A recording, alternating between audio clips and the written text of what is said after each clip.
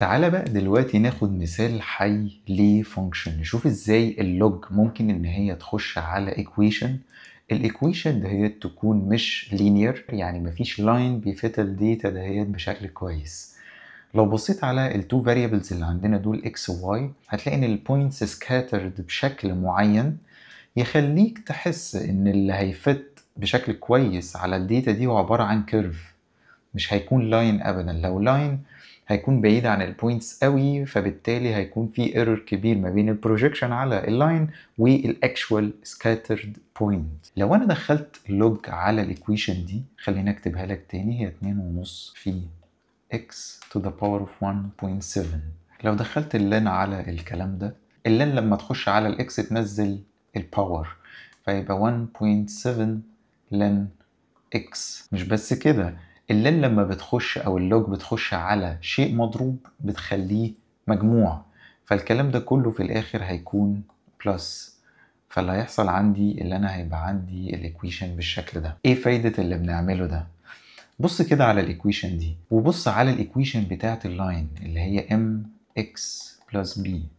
كان عندنا ده الجزء اللي هو بتاع الواي، ده الواي اكسس، عندي هنا ده السلوب، وعندي دي الفاليوز بتاعت الاكس، وعندي دي الواي انترسبت او الجزء المقطوع من محور الصادات. طيب ده معناه ايه؟ ده معناه ان هي دلوقتي اخدت الفورم بتاعت اللاين ايكويشن، لان انا عندي الجزء ده واي، فانا دلوقتي خد بالك لما هاخد اللين بتاع الكلام ده انا دلوقتي بترانسفورم الكلام ده على اللوج سكيل، وعندي دلوقتي كونستانت مضروب في الاكس which is true، وعندي هنا كونستانت بيريبريزنت الواي انترسبت. طيب يبقى دلوقتي لو انا رحت اخدت اللوج بتاع الكلام ده ايه اللي هيحصل؟ مبدئيا السكيلز كلها بتاعت الاكس والواي هتبقى على اللوج سكيل، السكاترد بوينتس هتبقى شكلها مختلف. طالما دلوقتي قربت من شكل اللاين بالمنظر ده، اللي انت متوقعه شيء. ايه هو؟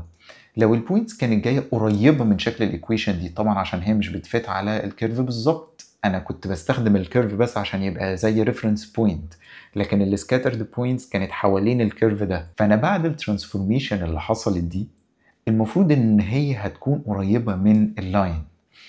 البوينتس دي كلها بعد ما ياخد اللوج بتاعها السكيلز دي هتتغير، وشكل الريليشن شيب نفسه هيتغير علشان يبقى قريب من شكل اللينير ريليشن شيب. في الجزء بتاع السيميوليشن دي انا بغير لك شكل البوينتس علشان تشوف ايه اللي هيحصل للسكيلز وايه اللي هيحصل للبوينتس نفسها.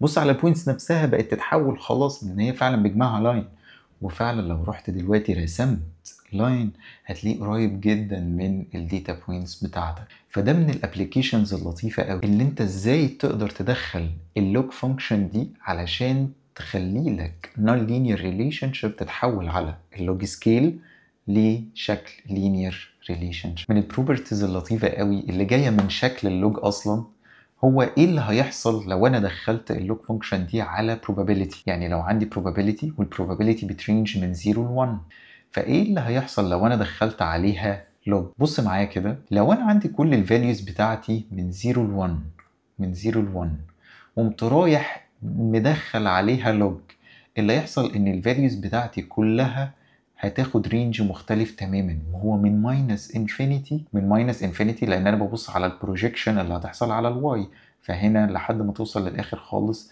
ده هيوصل لماينس انفينيتي على الواي، فده هيرينج من ماينس انفينيتي لحد اقل بروجيكشن اللي هو عند ال1 اللي هو هيديني 0. وده بالنسبه لي شيء مهم جدا، وان شاء الله هيتم ذكره واحنا بنتكلم عن الانتروبي، لان هو شيء اساسي في الحسبه بتاعه الانتروبي. فاللي يهمني في الجزئيه دي اللي انت تشوف ازاي اللوج فانكشن ممكن ان هي تخش على probabilities فتغير الرينج بتاعها بشكل كامل، بدل ما هي من 0 ل 1 تبقى من ماينس انفينيتي لزيرو. من الاستخدامات التانية اللذيذة جدا هي وانا بحاول ان انا افايند الماكسيموم. let's say اللي انا عندي مجموعة من الفاليوز وبحاول ان انا افايند الماكسيموم. الفانكشن دي بنقول عليها ان هي مونوتونيك. يعني ايه مونوتونيك فانكشن؟ لو انا رحت اخدت الفاليو بتاعت 5 دايما هتكون اكبر من الفاليو بتاعت 4، وبتاعت 4 دايما هتكون اكبر من الفاليو بتاعت 3. وده بالنسبة لي شيء مهم جدا، لان ده معناه ان انا لو كنت عايز اروح اجيب الماكسيموم لمجموعه من النمبرز اللي معايا، فده معناه ان انا لو اخدت اللوج لكل النمبرز دي ما زال مكان الماكسيموم زي ما هو. فانا لو عايز افايند الماكسيموم ممكن ان انا اخد اللوج بتاع الفاليوز اللي عندي، والبوزيشن بتاع الماكسيموم ده هيفضل زي ما هو مش هيتغير. لو انت دخلت اللوج فانكشن دي على داتا، الداتا دي مش نورمالي ديستريبيوتد، فانت عندك مثلا let's say اللي انا عندي normal distribution وشوفنا شكله قبل كده، شكله عامل كده، عندي الميو وعندي السيجما. لو انا النورمال distribution بتاعي ده كان heavily skewed، يعني skewed بشكل قوي قوي، let's say مثلا ان هو كان right skewed. يعني ايه؟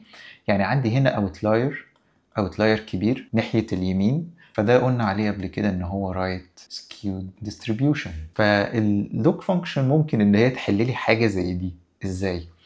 لو انا دخلت اللوج فانكشن فكر فيها، حتى بص كل البروبرتيز اللي بنتكلم فيها دي جايه من الشيب بتاع الكيرف نفسه. عمل كده في البروبابيلتيز بسبب الجزء ده من الكيرف كان مونوتونيك، فده خلاني اعرف ان الماكسيموم قبل ما اخد اللوج هيكون في نفس البوزيشن بعد ما ياخد اللوج. وفي الرايت سكيونس برضو بيحلها لي بسبب الشكل بتاع الكيرف. ازاي؟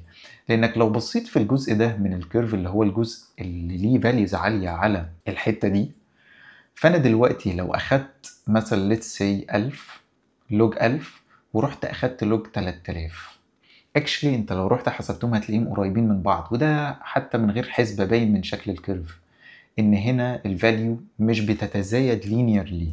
فانت دلوقتي لو اخدت فاليو هنا ورحت بعد فاليوز كتيره قوي هنا على الاكس اخدت فاليو هنا تانية، فانت هتلاقي ان الديفرنس عندهم هنا على الواي اكسس مش هيكون كبير. دي بالنسبه لي بروبرتي مهمه، لان معنى كده ان انا لو اخدت اللوج للرايت سكيود داتا دي، ده معناه ان هو هيقرب الفاليوز البعيده دهيت، هيقربها شويه للفاليوز القليله، وده شيء مستحب جدا. ده فعلا الشيء اللي انا عايزه، ان الفاليوز تقرب من المين عشان تاخد شكل البيل كيرف اللي هو النورمال ديستريبيوشن.